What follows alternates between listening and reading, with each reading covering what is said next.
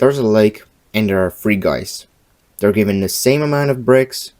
One is a generalist, second guy is a specialist, and the third guy, about that later. So the generalist starts building one bridge, but he looks to the side and thinks, oh, that's kind of a nicer place, let me just, move over. So he started the first bridge, but then he moves over. He does that again, and again, and again. He makes progress. Don't get me wrong, he tries, he puts a lot of input into it, but he doesn't get to the point where the bridge is finished.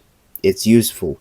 And if it's not the bridge is not finished, it's useless. It doesn't give him much. The specialist, he looks at few things, maybe tries to, see how the foundations would look like. But ultimately, after looking at few places, he just commits to one thing, and he builds a nice grand bridge. Later on, he sees that, oh, I could widen it up a bit. He adds another lane, and another, until the bridge is very impressive at the end. But the generalist maybe finished like one or two janky bridges. He didn't really have much impact. The specialist finished one great bridge. Well, that could probably influence the city as much as, the London Bridge influenced London's traffic design. But the third guy is the polymath, or rather the essentialist. Instead of building one big bridge, he decided to build one medium bridge. Instead of deciding to do one bridge and overbuild it so grand that it's in a world class, if engineering. No, he decided to make one big bridge that is sufficient. Then he decided to make another one to completely other town, and then another, and a few bridges to nearby villages. The first guy didn't really contribute much to society. The second one changed the course of one city. But the third guy that connected those places that didn't play off of each other and grow together, he created a metropolis, because these places or skills could work together to create something grand. And people do one mistake. People make what was first, chicken or the egg real mistake. It's a cycle. So you're not completely a generalist, you're not completely a specialist. You'll most likely fall somewhere between the generalist and polymath, because you've tried many things but yet are not master of any of them. Like, I used to be the jack of all trades and master of none until I realized that, hey, for all of that I pretty much mastered learning. So I doubled down on that and I became an expert. I helped other people learn. I ended up creating the whole course, and it already helped like few beta testers, so that was nice. By the way, if you want my personal help on my channel, there is a link to Patreon where you can purchase my course. You will not be one or the other. It's a seasonal cycle, like it's a cycle of seasons. Generalist is learning by exploring, personified. The specialist is personification of tunnel vision and lacking in other areas of life. As an example, a guy behind the Graphene project, an alternative OS for Android, which essentially gets rid of spyware on your phone. Project is amazing, the work that the guys behind the project produce, but the guy who is the big guy behind the project, he doesn't know how to handle people, and kind of ruined the reputation of a very promising project. If the guy spent only fucking few hours reading a book, a week or two, practicing it to make things in it a habit, probably would be in a way better place in his life. So you see how a polymath who would make many bridges be benefited in that state, where he may be an expert, but he could be just good enough at programming to get by and be able to lead effectively, seeing who is slacking off and who is doing shit code. A lesson from that is that you don't need to be master of every trade to be a polymath. Skill acquisition is like cure. You've got the sickness, you've got the problem. The right amount of skill would fix it. And what's the best dose for every cure? The minimum viable dose. The minimum viable dose that that solves the problem without bringing too much side effects. Because sure, you can overdo, but sure, overdoing meds could work for fixing one thing, but it will end up messing up so much more that it's not really worth it. We can agree on that. So how do you become a polymath? Because people, say that, oh, first you need to be a generalist to become a specialist. Yeah, in few cases that is the case. Like, for example, if you want to be the specialist in learning, like, yeah, sure, you need to learn a lot of stuff to know what works, what doesn't, experiment and such. Yeah, I've been through that. But for most of things, it doesn't really work like that. You become a generalist to find what you like, because it's a phase of your life where you experiment with things. It's, do I like this job? Do I like that job? Do I like doing that skill? Is this skill that, plays into my strengths? Or do I just enjoy it?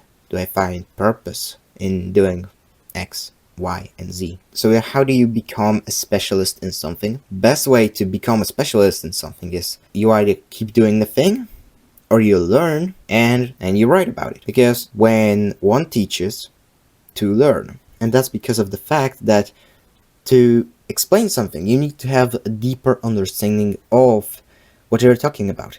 I did this video, 5 times, maybe 6, and this is the best one I've came up with, because I've put a lot of effort beforehand. This recording is saving me around 2-3 hours on editing, which, also makes me go over my point way more smoothly, and it's easier to keep your attention. Come on, look back here, turn that suggestion bar on, and full screen this.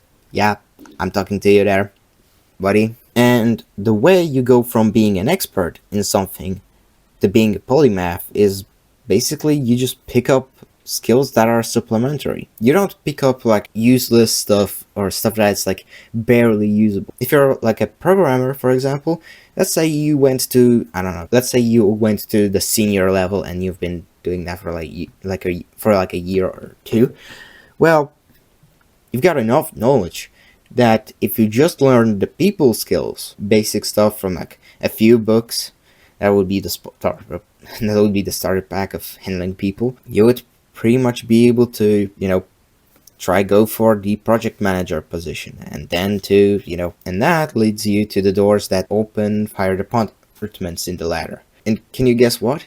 Sometimes those, progresses in different fields would pull you faster towards like the bigger pay than progressing further in your main skill tree. And it is actually a bit reminiscent of, the way skill worked in the video games. Yeah, sure, glass cannon builds in video games sure work, but do you want to be glass cannon in real life, where you prevail in only one aspect of your life, but you lack on every other front? And a lot of the time, sadly, that's the price you need to pay when you're world class in something, that you accept that, okay, if I want to be really great at that one thing, I'm gonna suck at a lot of things. You gotta be okay with it. And I'm not saying that, hey, you need to suck at everything to be the best in the world for one thing.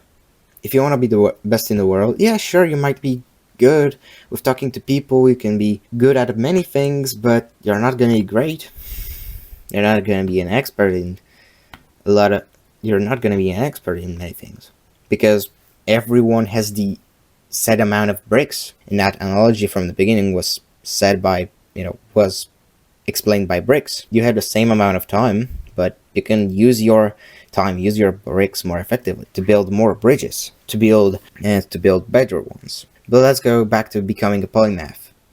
You wandered around, you found a skill you're good at, you develop it, then you develop a few skills more or less developed in order to help you with the main skill, to help you with the main progression of your goal in your life. You don't need to be next Elon Musk to be a polymath. That's a world-class guy, but certainly you can be better than you are now, and by me saying that, you shouldn't be upset, you should be excited. I know that, hey, when I recorded this video for the first time, I just thought like, damn, that's shit. I can do way fucking better. And guess what? This video is like 2-3 times better than the first one. And I was right, so you can prove yourself right too. And you'll do that anyways, either by believing that, hey, I cannot do better, or I can do better. You'll prove yourself right. And if you don't, then hey, you got the peace of mind that I gave it my everything, and it's like, yeah, and you'll feel like that guy who goes to the shower after a marathon, knowing that, hey, I give it my all. That feeling is like nice. I'm not gonna lie. I did that stuff many times just to get that fucking feel. When you run a quarter marathon to, get the feeling of victory. Good times. Old times, good times. So let's summarize. You don't have to be a generalist or a specialist.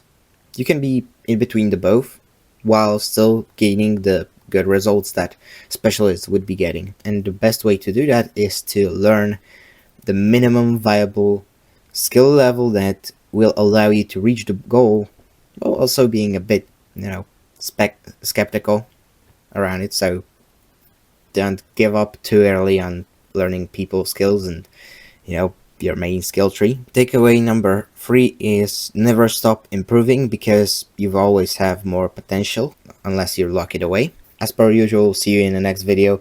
If you want my personal help, there's a link on my description of this channel to my Patreon, and if you want my help one-on-one, you're welcome to purchase the course, and you'll get a few hours with me as well as a bonus. By the way, for the first few people, there is a sale, so yeah, be the second guy that bought it, and yeah, I'll see you next time. Bye.